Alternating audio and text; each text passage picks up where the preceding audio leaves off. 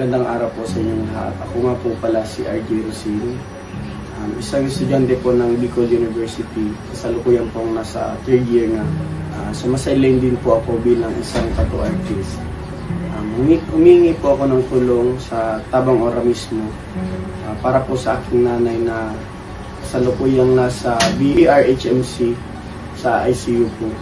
Humingi po sana ako ng tulong para sa mga gastusin ng aking ina, lalong-lalo na po sa kanyang pambili ng gamot. Ngayon po, may kinakandak din po kami tattoo for a cause para sa kanya. Sana po ma-share nyo. Sana po maisama nyo rin ang aking nanay sa inyong mga dalangin na sana patuloy na ang kanyang pagaling sa ospital. Kahit po sa maliit na paraan, napakalaking tulong na po yun para sa amin. Yun lamang po. Nasa kabilang linya ng ating telepono si RJ. Magandang hapon sa RJ. Magandang hapon din po. Opo, kamusta na po yung kalagayan ng mama nyo ngayon? Bali, ngayon po, nasa ICU pa rin po si mama. Pero sa ngayon po, mas ano na siya ngayon, mas malakas na kumpara nung una po namin siyang dinala sa ospital. Okay, so ibig sabihin talagang at least mayroong improvement. Opo. Opo, ano daw sabi ng doktor sa kanyang kalagayan ngayon, RJ? Bali ngayon po, ang prognosis po doon ng doktor is kailangan niya ngayon i-CT scan para po matingnan kung effective po ba yung mga gamot na binibigay nila kay mama or kung may improvements po ba sa mga ginagawa po nila. Opo, so ibig sabihin, sir, talagang madami ng gamot ang tinitake nitong nanay mo? Opo. Opo.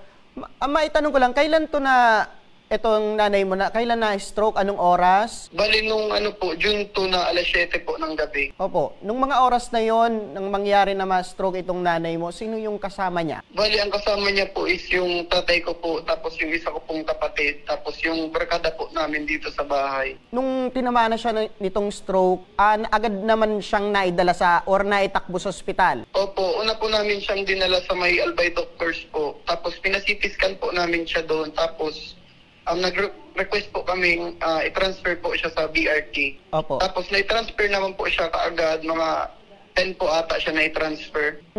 Maitanong ko lang, kwen ba ito, unang beses na mangyari na atakin siya ng stroke? Opo, unang beses po siyang inatake talaga ng stroke. Sa pagkakalam nyo, bakit siya nagkaroon ng ganitong sakit? Di po talaga namin, sir, ini-expect na ganun yung mangyari sa kanya kasi wala naman pong pinapakita si mama na parang nanghihina siya, ganyan.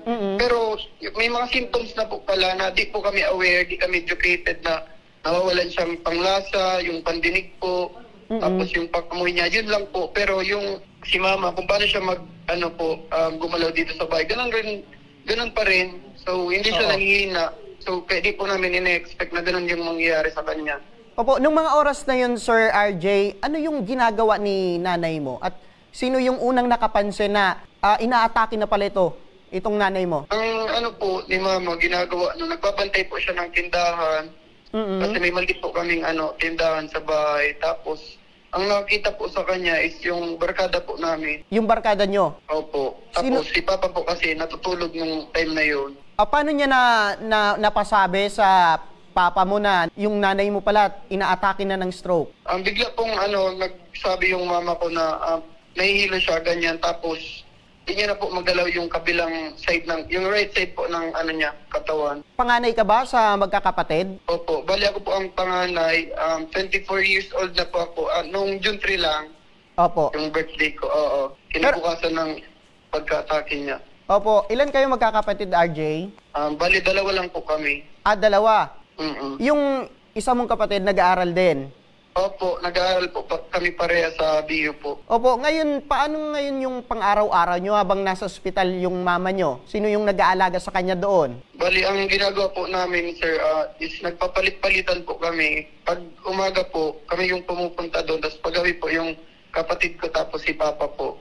Opo. Tapos sa mga yun sa expenses nga po, marami, may natatanggap din po kami mga tulong sa barkada nila. Tapos sa barkada ko din po. Opo. Maliban dun sa pagtitinda ng nanay nyo, ano yung source of income pa ninyo? Itong tatay nyo, anong yung trabaho? Bali si Papa po, driver po siya ng nagdadrive po ng gravel and sand po baga. Nag-deliver po siya. Sumasapat naman ito, Sir RJ, itong kinikita niya sa pang-araw-araw nyo, especially ngayon na marami ng gamutan itong pagdadaanan itong nanay mo. Ngayon po sir, di na po. Kasi sobrang kasi mahal ng gamot na binibili namin sa ospital. Bale, minsan po walang deliver, so wala rin pong income si Papa. Yun po. Opo. So nababanggit nyo kanina na meron din kayong mga kapamilya at mga kaibigan itong mga magulang nyo na tumutulong sa inyo sa gamutan. Kumbaga yung pinansyal. So ang pinakaalalahanin nyo ngayon is yung gamot ni mama nyo. Opo. Nasa magkano daw, Sir RJ? Bali po ngayon, ang binibili ko lang naman po is 3 gamot po, pero parehas lang naman sila. Yung cerebrolizine po, bali nagkakalaga po siya ng 910. So, ang kailangan po ni Mama is 3 po kada araw. So, kasi every 8 hours po siyang parang ini-inject ka ng cerebrolizine. Yung 910, isa lang yon. Opo, isa lang. Bali, 3 po ang kailangan niya. Kung ita-times 3 natin, nasa magkano na yung sa isang araw yung pambili ng gamot? 2730 po ang Nasa magkano, RJ? 2730 po ang isang araw. 2730. Balikan ko lang yung sinasabi nyo na nagkaroon kayo or gumawa ka ng paraan para kahit papano ay makatulong ka sa gamutan ng iyong nanay, itong tattoo for a cause. Paano ito nagsimula? Bali, pumunta po ako sa shop. Nag-usap po kami ng mentor ko po, si Kuya Nat, sa Kabaliwan po. Then, yun po, nag-usap kami na kung mag-conduct po kami ng tattoo for a cause na nagkakalaga po ng 1K kada isang minimalist tattoo po. Ito yung mentor mo itong si Nat Balonso. Opo. Nasa magkano na yung nalikom nyo as of today? Bali ngayon po, may nagchat-chat na din pong magpapatato. So, di pa po kami nakakapagsimula. Pero may mga nagsisenda rin po ng monetary donation sa GCash po. Tapos, ang ko po ngayon is marami talagang scammer. Tumatawag po baga. Pero ikaw, RJ, talagang mahilig ka ng magtato or kumbaga source of income nyo rin kahit papano yung pagtatato? Opo, bali nung nag-start po ako nung pandemic. Tapos, yun po yung parang sumusuporta din po sa pag-aaral ko. Tapos, minsan po, nagbibigay rin ako para mama kay Papa. Ganyan po, pag sobra po ang kinikita ko sa pagtatato. Opo, paano mo nababalance itong pag-aaral mo at the same time nagtatrabaho ka pa bilang tattoo artist? Bali minsan po, kailangan ko pong mag-absent sa school para lang po may panggastos po ako sa mga susunod po. Kaya pag kailangan ko po ng pambili ng projects, ganyan po. Minsan nasasakripisyo po yung araw ko po sa school para lang po tattoo.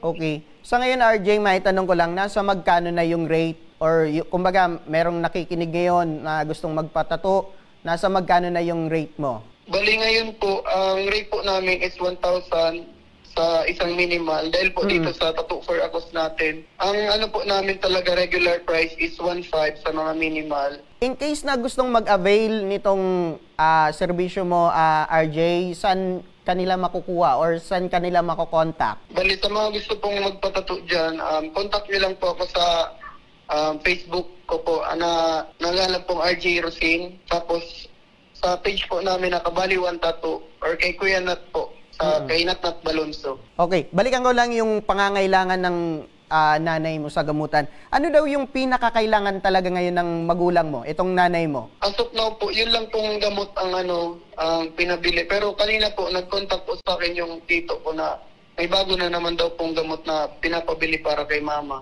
Okay, so ibig sabihin, sabi ng doktor, talagang kung in case na ma-abi or ma-take niya itong mga gamot, 100% na makatulong ito sa nanay mo. Itong kumbaga mas mabilis yung pagaling ng nanay mo. Sige RJ, ngayon, magandang balita kasi na-contact na natin si Ma'am LV, ang coordinator ng Ako Bicol Party List para mismo sa kanya nanggaling itong tulong ng Ako Bicol Party List. Ma'am LV?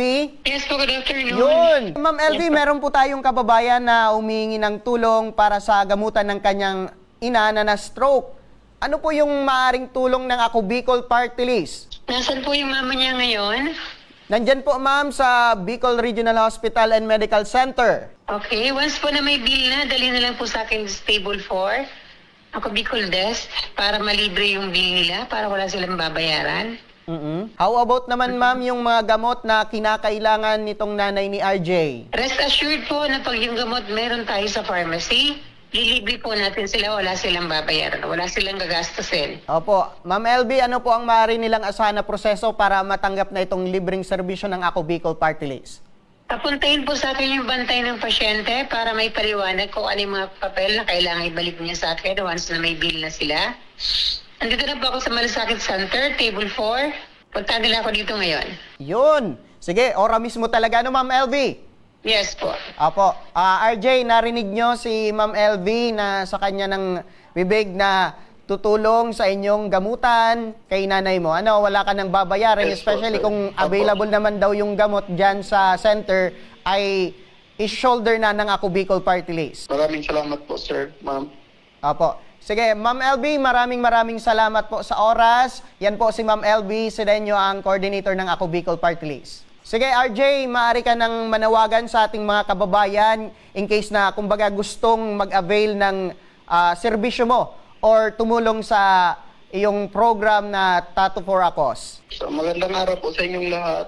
Sa mga gusto pong magkaroon ng tattoo dyan, or sa gusto pong mag-avail ng Tattoo for a Cause namin para po sa nanay ko, maaari po kayong pumunta sa may Barriada Road po, sa may malapit sa may Water District, sa Kabaliwan Tattoo Shop po. Yun lamang po. Maraming salamat. Ayan mga ka-aksyon, sa mga nais na makapag-abot ng tulong para kila RJ at sa kanyang ina na si Nanay Maricel. Nag-offer po ng tattoo services si RJ. Sino mang nais na magbigay ng tulong, magyari lamang na mag-iwan ng mensahe sa aming official Facebook page para nang ganon ay maikonekta namin kayo kay RJ. RJ, sa muli, saludo kami sa iyong katatagan bilang isang panganay na anak na patuloy na lumalaban sa buhay para sa pangangailangan ng pamilya. Asahan mong nakalalay ang aming program at ang Ako Bicol Party List sa inyong mga pangangailangan. Magpapadala kami ng aming team para maipaabot rin ang aming munting tulong para sa inyong magkakapatid.